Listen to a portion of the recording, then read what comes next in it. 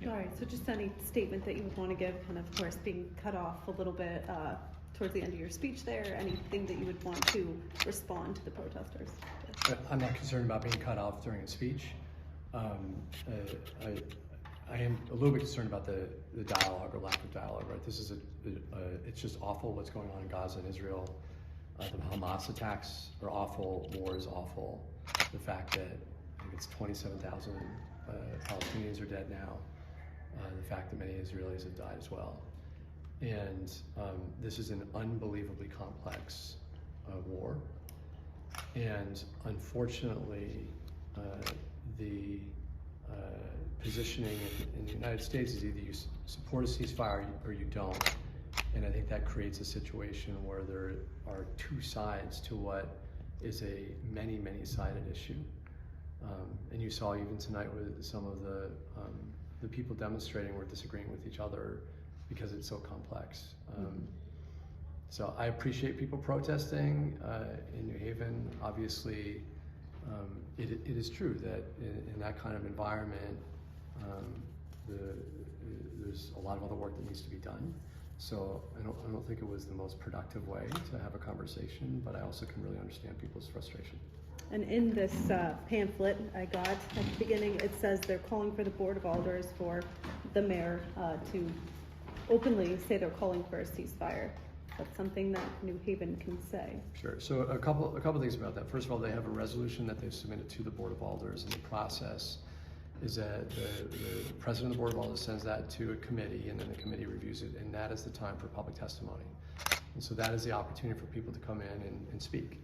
And then the Board of Alders would decide to potentially amend the resolution, to pass it, or to reject it. And so I think it's important, like every other legislative process, for that to take its course, and there is a time for people to testify and share their voice. Specifically on this question of a ceasefire, I have been unwilling to say I support a ceasefire because I think that simplifies a very, very complicated issue, and that doesn't mean that I support every way that Israel's approaching this war. Of course, it's tragic what happened with the Hamas attacks and the loss of life in Gaza. I have some concerns about the language of the resolution, and I think it simplifies what is a very complex issue. Thank you. Obviously, you've had dozens, if not 100 people show up tonight. How much is this an issue that is a New Haven issue? How much does it take away from what you were trying to focus on tonight? I'm not worried about it taking away from things that we focus on. This is the things that were in my speech were things that I talk about every day and that we talk about as a community every day. And I'm quite confident that the people in the room tonight also care a lot about the things that we were talking about. What was the second part of your question? Just if it takes away from focus on New Haven, how much is this a New Haven issue? I mean, this is a global issue, right? And you see a lot of local movements to push local legislative bodies and elected leaders to take a position and to support a ceasefire.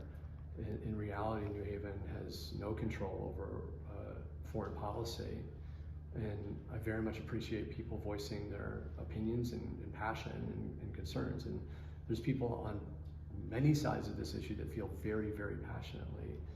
And so while I think it's important for people to voice those concerns, there's a time and a place for it. And I think tonight's venue is not the appropriate place for that, because the Alders do need to get business done.